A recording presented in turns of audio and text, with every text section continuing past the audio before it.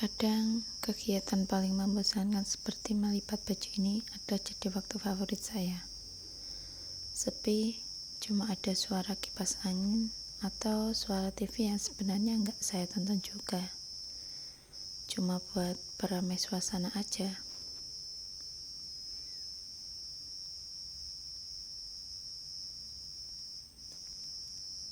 Banyak yang bilang, enak ya Des, sekarang bebas.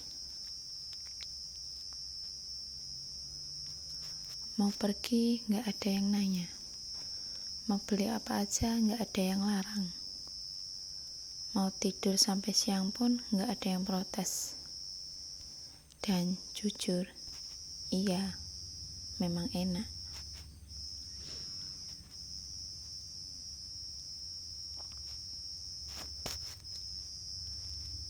Tiga tahun menjadi janda itu memberikan saya rasa merdeka yang gak pernah saya bayangkan sebelumnya.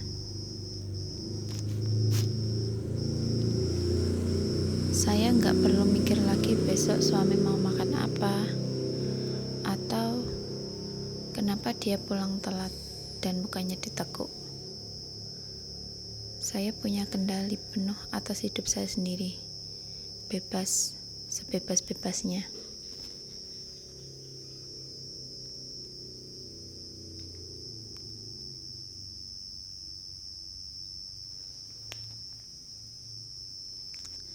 Tapi tahu nggak, kebebasan itu punya sisi lain. Awalnya rasa bebas itu kayak angin segar, tapi lama-lama anginnya makin kencang dan dingin. Ternyata nggak ada yang nanya, kamu sudah makan belum? Atau tadi di jalan macet nggak? Itu awalnya terasa lega, tapi lama-lama terasa kosong.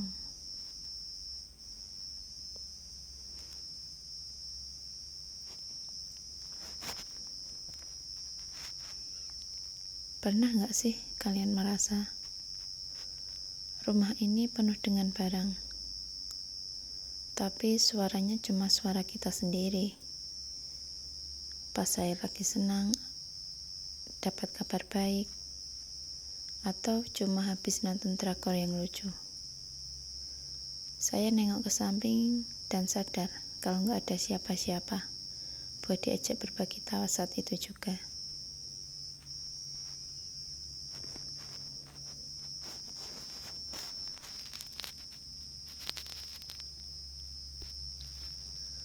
Orang-orang lihat saya di luar mungkin terlihat strong woman, mandiri, bisa apa-apa sendiri, ganti lampu bisa, benerin keran pocong manggil tukang sendiri. Tapi pas malam tiba, pas lampu sudah mati, dan cuma saya sendiri yang di balik selimut, di situ baru terasa bebas itu ternyata sangat sunyi.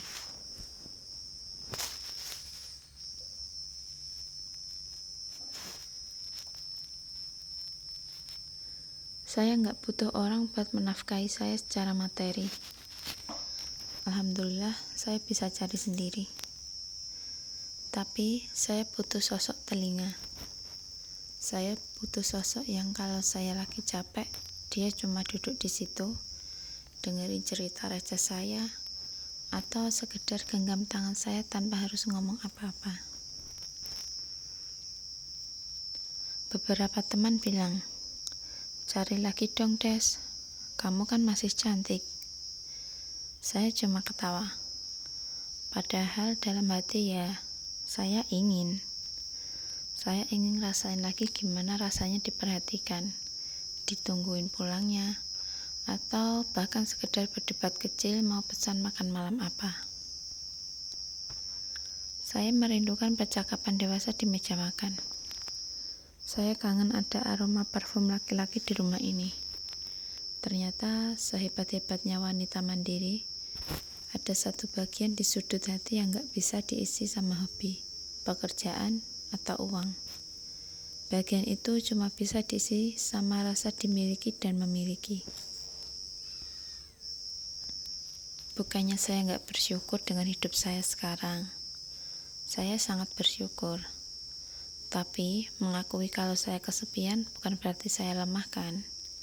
Itu cuma berarti saya manusia normal yang butuh koneksi. Jadi buat yang nanya kapan Tante Desi buka hati, jawabannya hatinya nggak benar-benar tertutup. Cuma pintunya sekarang lebih selektif.